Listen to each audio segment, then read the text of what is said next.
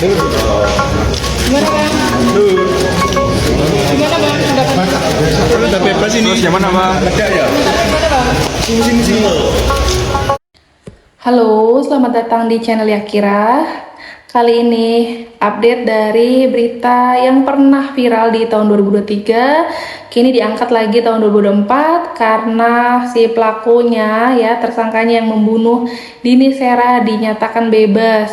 Ini tidak adil dan pihak keluarga Dini Sera melaporkan ke Mahkamah Yudisial. Seperti apa tanggapannya dan komentarnya dari Zanzabella yang pastinya kritis dan ngena banget, kita simak ya. Dini Sera, wanita yang terbunuh di tangan anak DPR RI fraksi PKB katanya.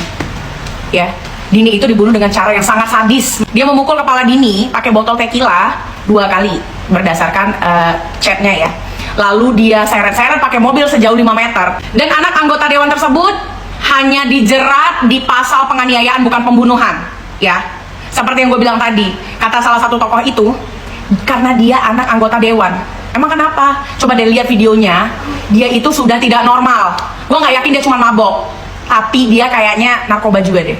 Sekali lagi, tidak ada yang kebal hukum di bumi pertiwi ini. Usut, penjarakan, hukum mati, minimal 20 tahun penjara.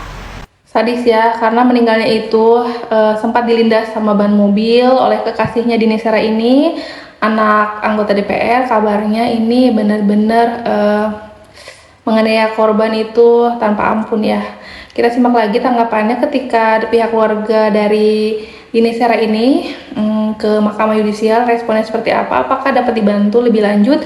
Karena kan masa dibebaskan ya, udah jelas bukti CCTV ada, kesaksian ada, terus apalagi tuh visum ada, masa dibebaskan sih? Kita simak dari pihak anggota DPR-nya. Orang tolol manapun kalau ngelihat kejadian terkait yang sudah terjadi dan dinyatakan vonis bebas, itu yang sampai hari ini saya bilang 3 hakim yang memutuskan vonis bebas mereka sakit semua. Kami berharap juga mendapatkan dukungan untuk adanya pencekalan terhadap Gregorius Ronald Tanur sampai kasus ini benar-benar terang benderang pada putusan kasasi di Mahkamah Agung, karena kami mengkhawatirkan ada informasi, saya tidak tahu benar atau tidak, tapi lebih baik kita antisipasi yang bersangkutan berencana untuk ke luar negeri. Tadi udah disampaikan, makanya tadi saya tanya, apakah ada yang disangkakan oleh dokter forensik tadi menyatakan bahwa meninggal dikarenakan alkohol? Saya juga punya teman pemabok semua, tapi nggak ada yang pernah meninggal. Paling pingsan dia. Kan aneh kalau hakim menyatakan cuman gara-gara penyebab sah yang bersangkutan meninggal gara-gara alkohol. Diduga ada hengki-pengki. Aneh kalau perlakuan yang dilakukan oleh terdakwa, terus hakim dengan mudahnya bilang, oh ini mati gara-gara alkohol. Burike, nalar otak mana yang kita pakai? Iya, nalar mana otak kita yang dipakai? Ini butuhnya kita bahwa di DPR adalah untuk meminta keadilan. Kemana lagi kalau keadilan kita mati di pengadilan yang tidak ada keadilan? Ini rusak kita. Kita sebagai pimpinan Komisi 3, ada Pak Dasko sebagai pimpinan DPR. Kemana muka kita semua yang ada di sini? Kalau serusak ini hakimnya. Yang saya dengar, saya profiling yang bersangkutan katanya nggak pernah memutuskan. Bohong tuh, ternyata banyak putusan bebas yang dilakukan sama ini hakim. Banyak kasus, cuman kita nggak pikirin kasus yang lalu. Saya akan konsen dengan urusan ini. Saya mau hakim ini yang beserta 2 orangnya harus diberikan satu keadilan hukuman dari Mahkamah Agung di bidang pengawasan. Hakim itu ya ketika memutuskan minimal ya sekurang-kurangnya ada 2 alat bukti, dan yang kedua dia berkeyakinan bahwa terdakwa itu melakukan perbuatan itu, kan itu. Nah pertanyaannya adalah mengapa hakim kok bisa mati rasa ya? Siapa yang ya mengganggu keyakinan dia itu? Siapa yang merobohkan keyakinan hakim itu? Apakah tadi disebut-sebut ada mafia? ya, yang merobohkan keyakinan hakim bahwa semua alat bukti sudah ada sebenarnya. Bahkan visum et repertum itu juga sudah disajikan. Tapi kenapa kemudian hakim seperti mati rasa, ya, yang tidak punya perasaan ketika memutuskan perkara ini? Nah, itu yang kemudian dikecam oleh banyak orang, ya. Sehingga kan orang berspekulasi, apakah karena dia anak seorang anggota DPR, kan gitu. Kan itu spekulasi yang berkembang di tengah masyarakat. Sehingga kemudian dia, ya, dibebaskan. Ada apa dengan hakim tersebut? Ya, kenapa dia mati rasa? Ada apa dengan hakimnya ya sampai membebaskan segitu mudahnya ya untuk pelaku ini, kekasihnya Dini Sera, yang kabarnya Dini Sera ini memiliki satu anak berusia 13 tahun yang ditinggalkan selama 12 tahun, dan anaknya sekarang sedih tidak pernah melihat ibunya dan pulang dengan kondisi sudah meninggal. Kasihan ini demi anaknya. Kita balik lagi ke topik, seperti apa akhirnya dari pihak keluarga korban itu, ayahnya Dini Sera dan adiknya ditanggapi dengan Mahkamah Yudisial, dan seperti apa tanggapannya sama pengacaranya ini yang sudah membantu Dini Sera ini ke proses selanjutnya. Pak Ujang pernah diancam nggak Pak Ujang sama keluarga terdakwa? Enggak ada. Pernah ada obrolan sebelumnya nggak? Enggak ada. Atau bocoran ini bakal bebas? Enggak sih, untuk sampai saat ini ada upaya mediasi dari terdakwa sendiri. Minta damai ada. Jadi Datang ke keluarga. Jadi gini, itu gimana? teman-teman, waktu itu pernah kita diminta damai, tapi dengan syarat kita harus membuat sebuah laporan perdamaian, mencabut perkara dan menganggap ini sebagai kecelakaan. Sehingga pada saat itu saya sudah membuat sebuah video yang menyatakan bahwasanya kita menolak untuk perdamaian seperti itu, karena itu sangat tidak bermoral dan sangat tidak memanusiakan manusia. Karena apa? Dia sebagai keluarga seorang pejabat seharusnya memiliki hati nurani, menyampaikan permohonan maaf itu secara tulus dengan tanpa syarat seperti itu. Kapan tepatnya itu Pak? Itu pada saat pemeriksaan perkara ini masih diungkap di penyidikan di Polres Sampai Surabaya.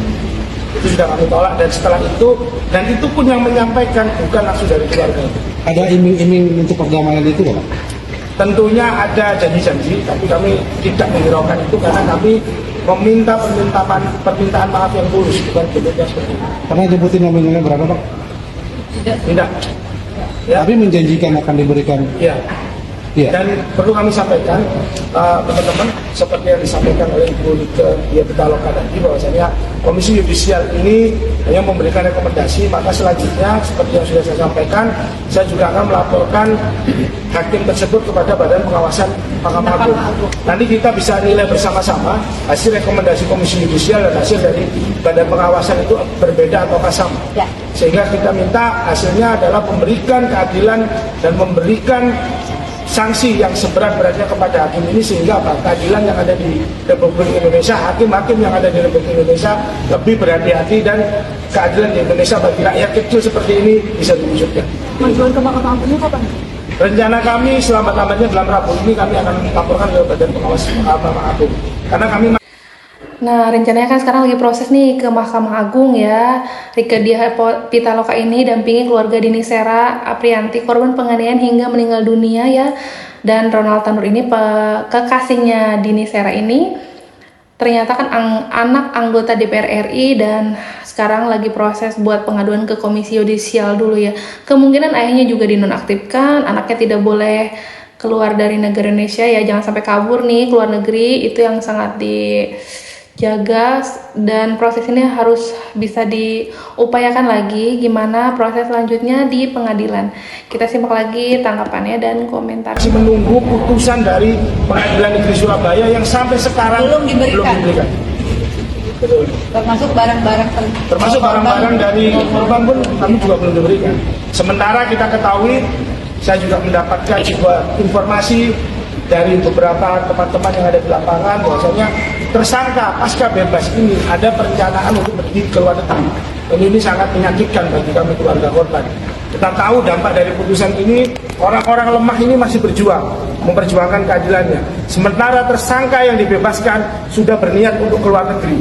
Dia mungkin bisa berlibur di Disneyland ataupun dimanapun, tapi orang kecil ini masih bolak-balik Jakarta Surabaya untuk memperjuangkan keadilan.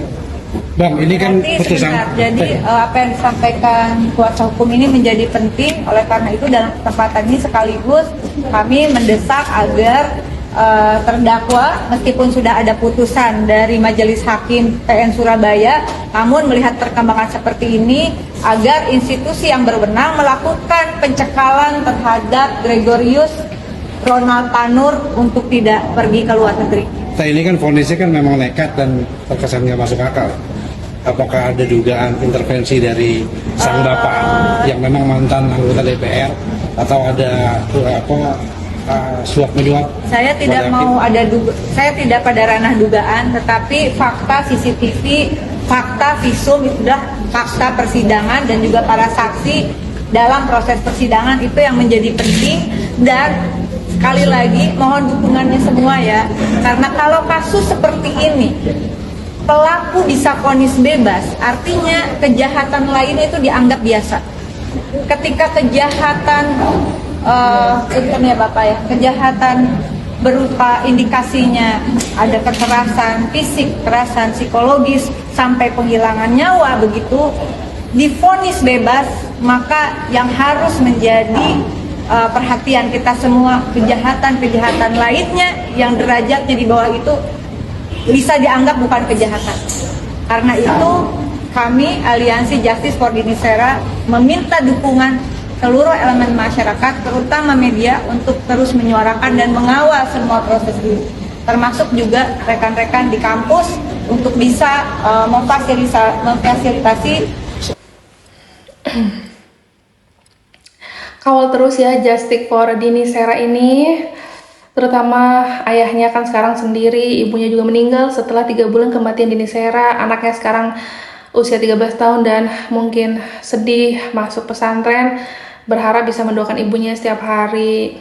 Ini untuk seorang ibu ya, lebih berhati-hati lagi dalam menjalin hubungan gitu, apalagi single parent gitu kan. Ini untuk pelajaran lah dan edukasi juga gimana prosesnya keluarga ini udah punya bukti visum, udah punya bukti CCTV, tapi ternyata mungkin uang lebih kuat ya. Semoga ada keadilan ya, tanpa harus kalah dengan uang dari ayahnya si Ronald Tanur ini nih, yang sudah tega membunuh dengan sadis, dilindas ban sampai tulang rusuknya patah. Itu juga kalau dengar dari pengacaranya mengerikan lah kematiannya itu ya, sadis pokoknya. Makasih ada terus dari channel Suara Yakira ini, dan bye.